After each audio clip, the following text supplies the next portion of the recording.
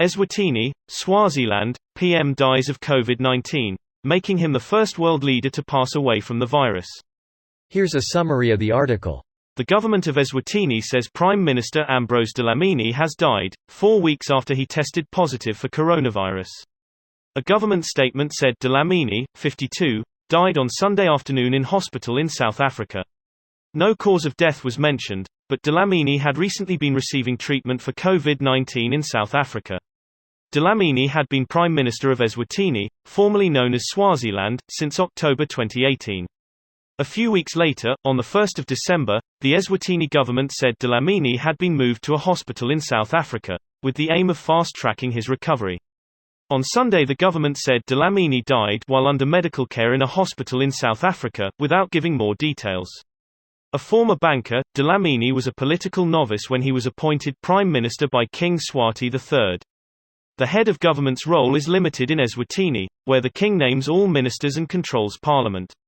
This post received a score of 37,000, with an upvote ratio of 95%.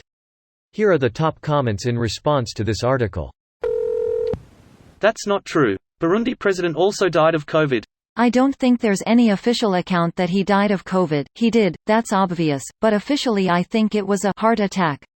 My grandfather got a heart attack a week after recovering from COVID. I'm not sure if it's related though. Significant number of people with COVID have had mini blood clots forming, even in some asymptomatic folks. Regardless of whether or not it was COVID-related, sorry to hear about his passing. Oh, he's still alive. He survived both COVID and the heart attack. Absolute unit. Greater than absolute unit. Can he be split into warrants? WSB in the wild. Grandpa to the moon rocket. Only 52 years old. I don't understand people who think it can't happen to them. The Korean director Kim Ki-duk was only in his 50s too. Sexual predator he was indeed, but purely looking at age it shocked me. Thought you said dictator. I read dictator too lol. Gotta be because the next word is Kim. And the thread is about a head of state government. World leaders. The Korean D___Tour Kim.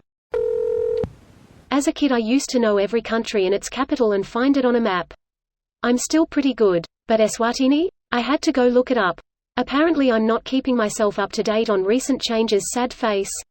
They changed the name, it used to be called Swaziland. Which still lives on in my heart as one of the weirdest country names. Eswatini sounds much cooler, but then again I grew up close and had a lot of Swati place names around us. Edit. I can't brain. I have the dumb. I really like the name change, but I hope they'll never change their flag.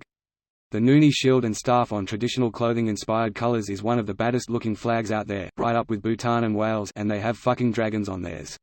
Hey, I know that because it was a Final Jeopardy question a while back. Rip Alex. It should be worth noting that the King of Eswatini is more powerful than the Prime Minister.